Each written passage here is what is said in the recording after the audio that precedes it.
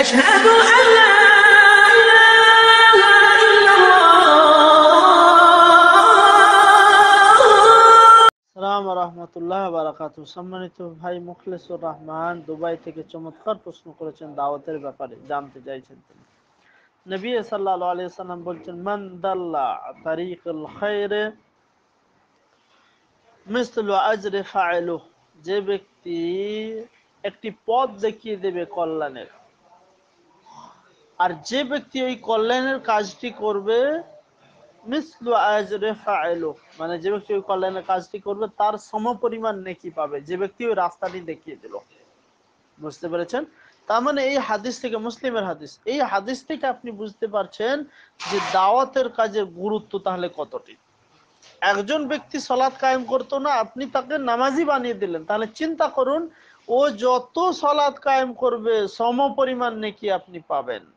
যাকাত দিত না, যাকাত তাকে ধরিয়ে দিলেন, নেশাব সবকিছু বলে দিলেন, দিত না সে আগে, কিন্তু এখন সে যাকাত দিচ্ছে, তাহলে চিন্তা করুন কত নেকি আপনি পাবেন। ওই জন্যে ওলামারা বলছেন যে যারা অর্থ দিয়ে দান খয়রাত করে আর যারা ইলম মানে মানুষের কাছে প্রচার করে, মানে তাদের থেকে যারা ইলম মানুষের কাছে পৌঁছায় তাদের অত্যন্ত বেশি নেকি। তো এটি গুরুত্বপূর্ণ। এবং নবী সাল্লাল্লাহু আলাইহি ওয়াসাল্লাম বলছেন, বাল্লিগু আন্নী ওয়ালাউ আয়া, তোমরা পৌঁছাও যদি একটি আয়াত মাত্র জানা থাকে। কিন্তু এখন কথা হচ্ছে আমরা জানি না, তাহলে আমাদের করণীয় কি? সম্মানিত ভাই, নবী সাল্লাল্লাহু আলাইহি ওয়াসাল্লাম মহান রব্বুল আলামিন তাই বলছেন সূরা মুহাম্মদের 19 নম্বর আয়াত, যে ফাআলাম আন্নাহু লা ইলাহা ইল্লাল্লাহ, ফাআলাম আন্নাহু লা ইলাহা ইল্লাল্লাহ, তোমরা জানো যে লা ইলাহা ইল্লাল্লাহ কি। নবী সাল্লাল্লাহু আলাইহি ওয়াসাল্লাম বলছেন,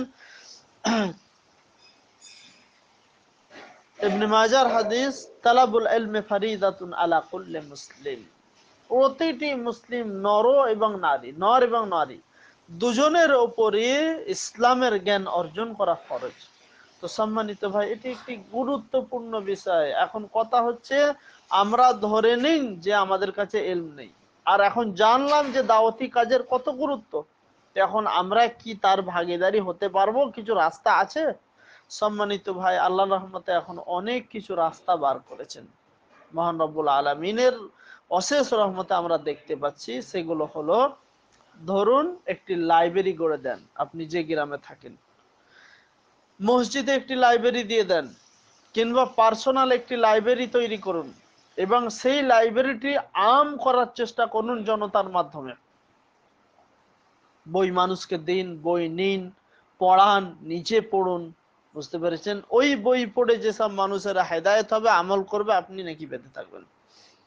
আচ্ছা, আরেকটি পদ্ধতি, এখন মানুষের কাছে মোবাইলের চিপের মাধ্যমে, মানে মেমোরির মাধ্যমে আপনি মানুষের কাছে ইসলাম পৌঁছাতে পারেন। মেমোরিতে ইসলামিক দার্স ভরবেন, সঠিক ইসলামিক দার্স, সহি আলেমদের দার্স নিয়ে মানুষের কাছে প্রচার করবেন। সিডি ডিভিডির মাধ্যমে আপনি ইসলাম প্রচার করতে পারেন। বুঝতে পেরেছেন? হয়তো কোনো মানুষ নেটওয়ার্কের মাধ্যমে, যেমন আপনার ইন্টারনেটের মাধ্যমে ইসলাম প্রচার করে থাকে, কিন্তু ওই ব্যক্তি কাছে পয়সা না থাকার জন্য সে নেট ব্যবহার করে মানুষের কাছে সেই মানে দিনটি পৌঁছাতে পারছেন না। তো তার কাছে পয়সা না থাকার জন্য আপনি তাকে দিয়ে সহযোগিতা করলেন, ইনশাআল্লাহ তাআলা আপনি ভাগীদার হবেন। আপনি মূর্খ মানুষ, কিছুই করতে পারেন না, কিন্তু ভালো ভালো আলেমদেরকে আপনার এলাকায় আপনি নিয়ে আসেন এবং মানুষের কাছে সেই ইসলাম, সঠিক ইসলামটি পৌঁছাবার চেষ্টা করেন, ইনশাআল্লাহ তাআলা আপনি সে নেকির ভাগীদার হবেন। তো সম্মানিত ভাই, এইভাবে অনেক পদ্ধতি রয়েছে, পথ রয়েছে। আপনি নিজে শিক্ষা দেন, ছাত্রের সংখ্যা বাড়ান। বুঝতে পেরেছেন? সেই ছাত্র আবার যাকে শিক্ষা দেবে, সে আবার যাকে শিক্ষা দেবে, মানে বীজ আপনি পুঁতেছেন, আপনি তাদের থেকে নেকি পাবেন। এবং সাদকায়ে জারিয়ার পর নবী সাল্লাল্লাহু আলাইহি ওয়াসাল্লাম, যে মুসলিমে হাদিসটি রয়েছে, ইদা মাতা ইবনে আদম ইনকাতাত আমালু ইল্লা মিন সালাসা, প্রথম হচ্ছে আও সাদাকাতিন জারিয়া, দ্বিতীয় হচ্ছে আও ইলমিন ইনতিফা বিহি, যদি সেই ব্যক্তি কোন রকম জ্ঞান ছেড়ে যান আর সেই জ্ঞান এখনো মজুদ রয়েছে, বীজটি আপনি পুঁতে গেছেন, আপনার শিষ্যরা এখনো রয়েছে। বুঝতে পেরেছেন? আওয়ালাদিন সালেহ ইয়াদউলা, সৎ সন্তান রেখে গেছেন। বুঝতে পেরেছেন সম্মানিত ভাই? তো দাওয়াতের কাজ করার অত্যন্ত বেশি মানে পদ্ধতি আমরা দেখতে পাচ্ছি।